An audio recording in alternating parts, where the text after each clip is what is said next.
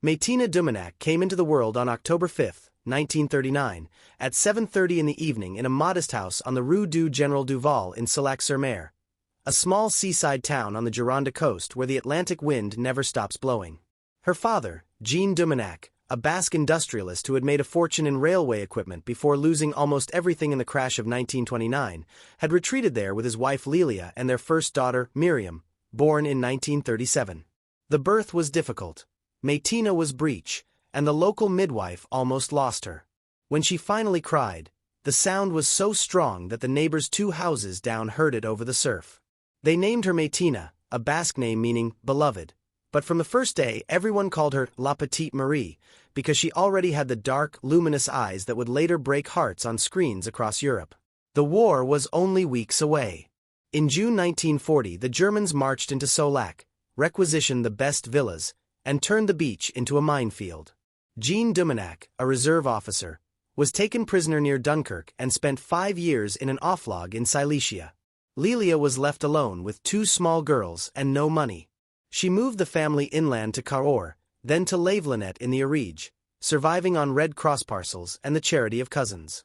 Marie's earliest memories were of hunger, of eating dandelion soup, of hiding under the table when the Gestapo came looking for hidden radios.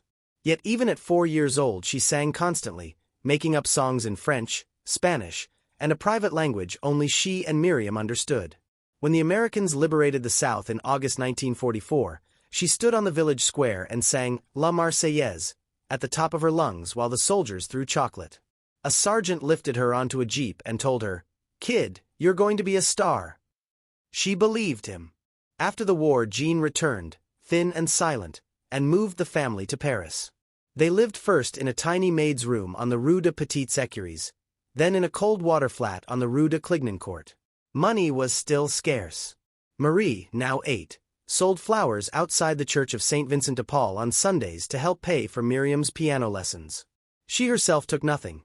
No classes, no toys, only books borrowed from the municipal library and the cinema on the Boulevard de la Chapelle where she saw Les Enfants du Paradis 12 times. Garance became her secret model. Beautiful, untouchable, doomed.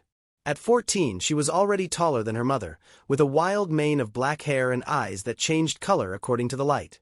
Green, gold, almost black. She hated school, the nuns at St. Marie des Invalides terrified her, but she read Rimbaud and Baudelaire in secret and wrote poems she burned immediately afterward. In 1956 her father, now teaching literature at a lycée in Valenciennes, moved the family north. Marie discovered the gray skies of the Nord and the warmth of the mining towns. She spent weekends in Lille, sneaking into jazz cellars where she heard Sidney Bechet and fell in love with the saxophone's cry. At 17 she ran away for the first time, taking a train to Paris with nothing but a small suitcase and 40 francs. She slept in the metro until a friend of Miriam found her and brought her home. In 1958 she entered a beauty contest organized by Europe 1 on a dare. She won easily, crowned Miss Radio 1958, and the station offered her a screen test. The director Renée Wheeler saw the footage and immediately cast her as the young Breton girl in La Fille aux Yeux d'Or, an adaptation of Balzac to be shot the following year. The film never happened, but the test reached Raymond Rouleau, who was preparing Plain's Feu sur l'Assassin. He called her in, took one look and said, "You are the mystery I've been looking for." She was 19, had never taken an acting lesson, and learned her lines phonetically because she still stumbled over French conjugations. When the film came out in 1961, critics wrote that a new star had been born. She chose the stage name Marie Laforêt because her grandmother used to say, "Maïtina, tu es savage comme Laforet." Success was brutal and immediate. In 1963 Louis Malle gave her the role of the enigmatic secretary in Vie Privée opposite Brigitte Bardot. She spent the summer in Saint-Tropez watching BB turn the world upside down and learning how fame could be both a crown and a cage. The same year she recorded her first single, Les Vendanges de l'Amour, a melancholic ballad written by Danielle Girard. It sold 800,000 copies in weeks and stayed at #1 for months. Radio stations played it non-stop. Teenagers carved her name into school desks. She hated the song, too sweet, too commercial. But the money allowed her to buy a tiny apartment on the Rue de Saints-Pérez and to send Miriam to the conservatory. She worked without pause. In 1964, she starred in Cherchez l'Idole with Johnny Hallyday and Sylvie Vartan, then in Male Hunt with Belmondo, then in Saint Briques et de Tuiles with Jean Gabin. Directors fought over her. She could play the innocent, the femme fatale, the wounded bird, the cruel seductress, sometimes all in the same film. Off-screen, she was elusive. She married director Jean-Gabriel Albicacco in 1961. He directed her in La Fille aux d'Or, finally shot in 1965, divorced him 4 years later, then married Judas Azuelos, a Moroccan businessman, in 1967. She gave birth to a daughter, Lisa, in 1968, and a son, Mehdi, in 1970, but motherhood never slowed her. She filmed Le 13e Caprice in Greece while 6 months pregnant, danced in La Ceigne with Philippe Noiret, and recorded albums that mixed folk, rock, and chanson with a voice that could break glass or melt hearts. The 1970s were her golden decade. She bought a house in Geneva to escape French taxes and a ruined mill in Tesla-Madeleine in Normandy where she raised goats and grew herbs. She became a Swiss citizen in 1978. Her record sold millions. Viens, Viens, La Tendresse, Ivan, Boris et moi, Que caler la vida. She toured constantly. Japan, Korea, Canada, South America. In Buenos Aires, 20,000 people sang along while she cried backstage because the military junta had disappeared 2 of her musicians. In Moscow, she performed in secret for dissidents. In Beirut, she sang under bombardment. She collected scars and lovers the way others collect stamps.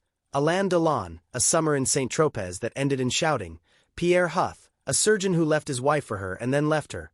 A Greek shipowner, a Canadian producer, a woman whose name she never revealed. She said, "Love is a storm. I prefer to dance in the rain than hide under the roof." Cinema never quite knew what to do with her after the 1960s. She was too beautiful for character roles, too intelligent for ingenues.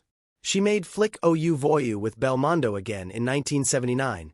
Les Diplômes du Dernier rang in 1982, and then largely abandoned the screen.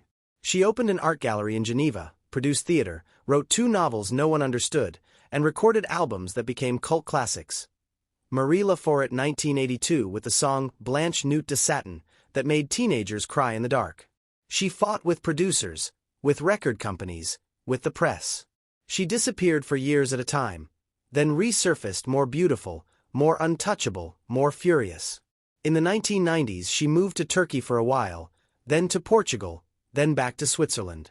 She raised her children alone after divorcing Azuelos, fought a long battle with depression, and discovered she had a gift for business.